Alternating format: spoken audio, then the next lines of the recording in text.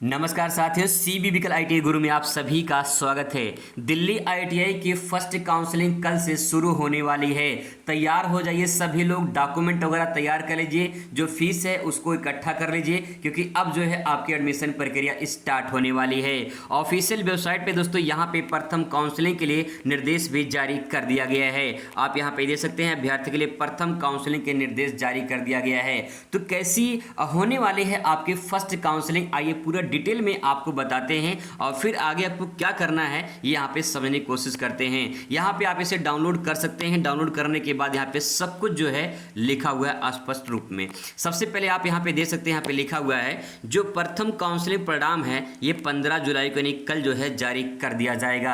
आप उसमें अपना नाम देखेंगे। अगर आपका नाम फर्स्ट काउंसलिंग में आ जाता है तो फिर आपको एडमिशन प्रक्रिया करनी होगी। एडमिशन प्रक्रिया जो है ये 15 जुलाई से लेकर 19 जुलाई तक करना होगा। इसमें बताया गया है कि आवंटित सीट उम्मीदवार को सीट वरीयता चयन के लिए फ्रीज और फ्लोट करना होगा।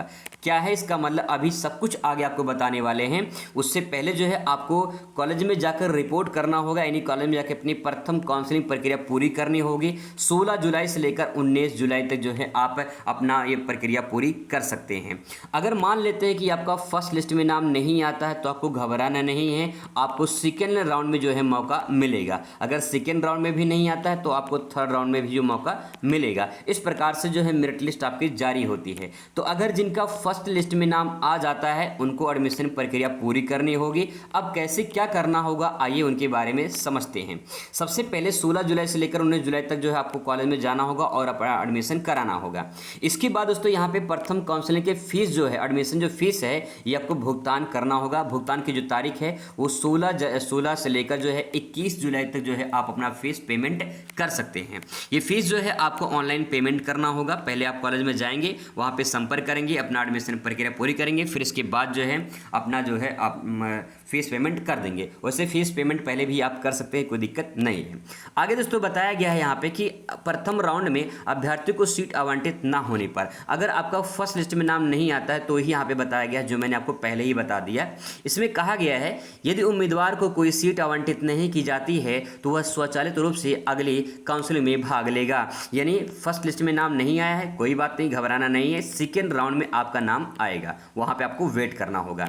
इसीलिए उन्हें अगली काउंसलिंग परिणाम की प्रतीक्षा करनी चाहिए। हालांकि बताया गया कि ट्रेड में फेरबदल की निर्धारित तिथि में जो है अपना ट्रेड फेरबदल कर सकते हैं, नया जोड़ सकते हैं, उसे हटा भी सकते हैं। ठीक है, तो आपको वेट करना होगा अगर जिनका नाम नहीं आता है। जिनका नाम आ जाता है उनको क्या करना है यहाँ पे इंपॉर्टेंट है।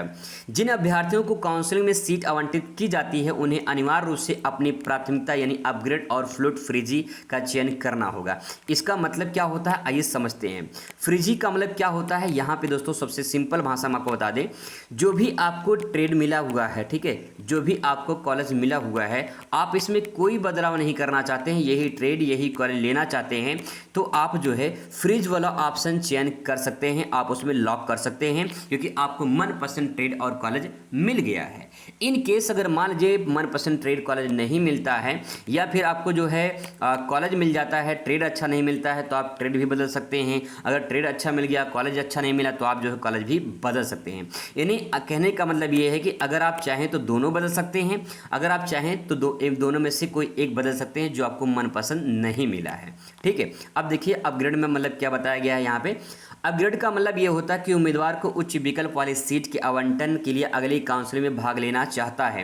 यानी जो है अगर मान लेते हैं कि आप 1 नंबर 2 नंबर 3 नंबर 4 नंबर और 5 नंबर, मान लीजिए आपने 5 कॉलेज भर रखा है, आपको तीसरे नंबर वाला ट्रेड मिल चुका है, ठीक है, और कॉलेज मिल चुका है, तो आपको ये कहना है, आप ये चाहते हैं कि भाई मुझे पहले वाला जो नंबर है ये वाला मुझे मिलना चाहिए ट्रेड, ठीक है, क्योंकि आपने इस पे जो है इलेक्ट्रीशियन मान लीजिए आपने रखा है, इस पे फिटर रखा है, इस पे मशीनिस्ट रखा है, तो आपको इलेक्ट्रीशियन अगर चाहिए तो आप इसके लिए चेंज कर सकते हैं, इसमें कोई दिक्कत नहीं है। लेकिन अगर आपको पहले वाला मिल गया है और आप सोच रहे हैं कि मुझे तीसरे वाला मिल जाए या फिर दूसरे वाला मिल जाए, तो चेंज नहीं होता है, क्योंकि आपने जो अपना उच्च विकल्प दिया है ना, पहले नंबर पे, दूसरे नंबर पे, तीसरे नंबर पे, उसी के अकॉर्डिंग आपकी मेरिट बनती है। तो अगर पहले नंबर वाला वाला मिल गया है तो उसमें कोई बदलाव नहीं होगा, लेकिन अगर दूसरे नंबर वाला मिला है और पहला चाहते हैं तो उसमें बदलाव कर सकते हैं और इसी को अपग्रेड कहा जाता है।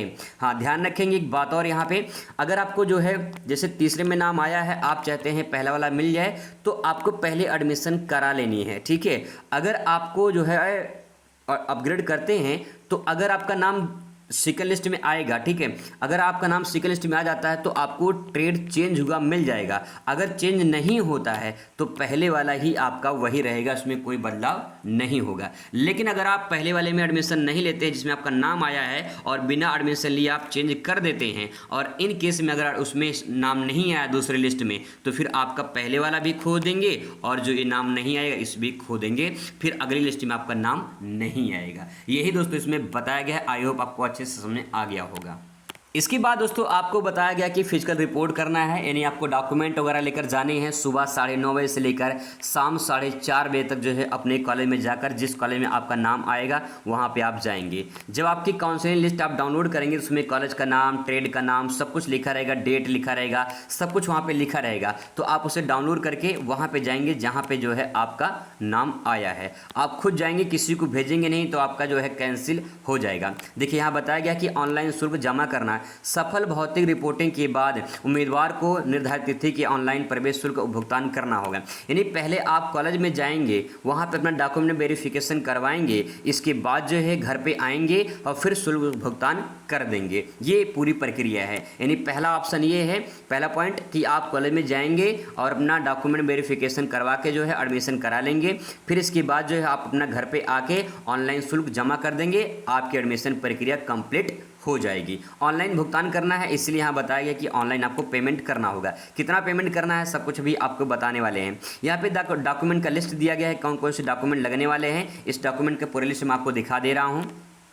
सबसे पहले दोस्तों यहाँ पे डॉक्यूमेंट में देखिए दिया गया है अस्थायी सीट आवंटन जो है पत्र की प्रति, यानी जो सीट आपको आवंटन हुआ है, जो भी आपका नाम आया है, जिस कॉलेज में नाम आया है उसका प्रिंट आउट आप निकाल लीजिए, ठीक है। उसको भी साथ में लेकर जाना है। सभी मूल प्रमाण पत्र आपके पास होना चाहिए, जैसे कि योग्यता प्रमाण पत्र यानी आपने जो 10th पास किया है उसकी सर्टिफिकेट आपके पास होना चाहिए। श्रेणी प्रमाण पत्र यानी जो है आपकी जो कैटेगरी है, किस कैटेगरी में किस श्रेणी में आते हैं, जनरल, ओबीसी या SC ST, ये आपके पास होना चाहिए। वैसे जनरल का नहीं लगता है, ठीक है, SC ST OBC का लगता है। अगर आपके पास EWS का सर्टिफिकेट हो तो आपके पास ये होना चाहिए, जनरल का जो है नहीं लगता है, ठीक है। इसके बाद उप श्रेणी प्रमाण पत्र, अगर जो है आप उप श्रेणी में आते हैं, जैसे दिव्यांग कोटा है, कोई आपके पास सर्टिफिकेट है, कोई स्पेशल सर्टिफिकेट है, खेल का है या फिर जो अन्य कोई सर्टिफिकेट है, तो आपके पास ये होना चाहिए। ये सबके लिए जरूरी नहीं है। इसके बाद दोस्तों यहाँ पे दिया है ग्रामीण वेटेज प्रमाण पत्र यदि लागू हो। अगर आप ग्रामीण क्षेत्र से संबंधित हैं, अगर आपको वहाँ का सर्टिफिकेट है तो आप जो है उसे ले लेंगे, आपके पास होना चाहिए। ये भी सबके लिए जरूरी नहीं है क्योंकि यहाँ पे लिखा है यदि लागू हो तो। इसके बाद दोस्तों यहाँ पे दिल्ली सरकार के अनाथालय का प्रमाण पत्र यदि लागू हो तो। बहुत सारे ऐसे बच्चे हैं जो अनाथ हैं तो यहाँ पे जो है उनके लिए है, बाकी सबके लिए डॉक्यूमेंट नहीं है। जहाँ पे यदि लागू है लिखा है, ये सबके लिए अनिवार्य नहीं है। बताया गया है कोई अन्य दस्तावेज यदि लागू हो या सत्यापन, प्रवेश का सत्यापन द्वारा ये मांगा गया हो। मैं भी आपको कुछ डॉक्यूमेंट और उसका PDF दिखा दे रहा हूँ, वहाँ से भी आप उसे डाउनलोड करेंगे, वो भी आपका जो है लगेगा। इसके बाद दोस्तों यहाँ पे देखेंगे दस्तावेजों में स्वप्रमाणित फोटोकॉपी की एक सेट, यानी जितने डॉक्यूमेंट हैं उन सभी डॉक्यूमेंट का जो है एक सेट आपके पास होना चाहिए। एक सेट आपके पास होना चाहिए और एक सेट जो है आप कॉलेज में जमा करेंगे, यानी 2 सेट आप बना लेंगे, ठीक है। इसके बाद तो यहाँ पे बताइए मेडिकल फिटनेस सर्टिफिकेट, ये जो है प्रोस्पेक्टस में उपलब्ध है, मैं भी आपको दिखा दे रहा हूँ, वहाँ से आप इसे डाउनलोड कर सकते हैं और गवर्नमेंट हॉस्पिटल से मेडिकल सर्टिफिकेट आप जो है बनवा लेंगे। इसके बाद यह है स्वप्रमाणित रैंकिंग निषेध, ये भी आपको मैं प्रोस्पेक्टस में दिखा दे रहा हूँ, वहाँ से जो आप इसे डाउनलोड करके आप उसे ले सकते हैं। इसके बाद अंडरटेकिंग का ये भी आपको मिल जाएगा, वहाँ पे स्वप्रमाणित चरित्र प्रमाण पत्र है यानी कैरेक्टर सर्टिफिकेट है, ये भी मिल जाएगा। आधार कार्ड आपके पास होना चाहिए। 3 आपकी फोटो नवीनतम ये आपके पास होना चाहिए, ठीक है। तो दोस्तों ये कुछ इंपॉर्टेंट डॉक्यूमेंट है, ये आपके पास होना चाहिए। और ये जो डॉक्यूमेंट है यहाँ पे जो दिया गया है, इन डॉक्यूमेंट को जो है PDF में आपको दिखा दे रहा हूँ। दोस्तों जो सभी डॉक्यूमेंट हैं वो आपको ऑफिशियल वेबसाइट पे यहाँ पे मिल जाएगा। यहाँ पे देखिए आपको जो है प्रोस्पेक्टस दिया गया है यहाँ पे, ठीक है। ये इंग्लिश में और हिंदी में विवरण पुस्तिका लिखा है। आप चाहे इंग्लिश में डाउनलोड कर सकते हैं, चाहे हिंदी में डाउनलोड कर लीजिए, ठीक है। जिससे इसे डाउनलोड करेंगे तो इसके बाद जो है मैंने ऑलरेडी डाउनलोड कर लिया है, मैं दिखा देता हूँ आपको। दोस्तों मैंने डाउनलोड कर लिया है, फिर आपको जो है नीचे आ जाना है। जैसे आप नीचे आएंगे तो आपको यहाँ पे डिटेल मिलेगा। यहाँ पे दोस्तों आ जाएंगे 73 नंबर पेज पे, आप यहाँ पे दे सकते हैं, मैं दिखा दे रहा हूँ आपको 73 नंबर। देखिए यहाँ पे कोई पेज जो आपको यहाँ दिख रहा है 73 नंबर पेज, ठीक है। तो 73 नंबर पेज पर आएंगे तो यहाँ पे जो है आपको जो है यहाँ पे देखिए मेडिकल सर्टिफिकेट का प्रारूप आपको यहाँ पे मिल जाएगा। ये जो मेडिकल सर्टिफिकेट का प्रारूप है ये आप जो है इसको प्रिंट आउट निकाल लेंगे, ठीक है। पूरा जो है एक ही निकालेंगे इसमें से, और निकाल के गवर्नमेंट हॉस्पिटल से जो है आप इसे बनवा लेंगे, ठीक है। यहाँ पे देख लीजिए पूरा दिया गया है। इसके बाद नीचे आएंगे तो आपको यहाँ पे दिखाई देगा कैरेक्टर सर्टिफिकेट। यहाँ पे देखिए कैरेक्टर सर्टिफिकेट जो है इसको जो है आप भर लेंगे, बहुत आसान है। नाम वगैरह भरना है, ठीक है, अपना एड्रेस वगैरह भरना है, और फिर यहाँ पे जो है ये सब आप भर लीजिए, ठीक है। इसके बाद जो है आप अपना यहाँ पे देखिए दिखा है साइन करने के लिए, साइन कर लेंगे, ठीक है। और जो है यहाँ पे जो है आप अपने किसी भी कैरेक्टर सर्टिफिकेट जो अपने कैपिटल एरिया है, मतलब जो आपके क्षेत्र में कोई भी जैसे कि अधिकारी वगैरह हैं उनसे आप जो है यहाँ पे साइन वगैरह करवा सकते हैं, ठीक है। इसके यहाँ पे पूरा जो डिटेल है यहाँ पे दिया गया, आप स्कूल से भी बनवा सकते हैं चाहे तो, क्योंकि यहाँ पे दिया गया है कि प्रिंसिपल जो है हेडमास्टर स्कूल कॉलेज वाला के द्वारा जो है आप इसे बनवा सकते हैं, या फिर गेस्टेड कोई ऑफिसर उससे भी आप यहाँ पे बनवा सकते हैं। इसके बाद दोस्तों यहाँ पे नीचे आएंगे तो नीचे जो है आपको यहाँ पे इसके बाद जो है ये वाला आप प्रोहिबिशन रैगिंग का ये आप प्रिंट आउट निकाल लेंगे, इसको भी फिल कर लेंगे। इसके बाद जो है नीचे आएंगे यहाँ पे अंडरटेकिंग का दिया गया है, इसे भी आप जो है प्रिंट आउट निकाल लेंगे और इसे भी जो है फिल कर लेंगे, ठीक है। और फिर यहाँ पे दिया गया है आपका ये स्पेशल लोग के लिए है, जो जम्मू एंड कश्मीर माइनॉरिटी में आते हैं, वो कोटा के लिए, इनके लिए, सबके लिए ये नहीं है, ठीक है।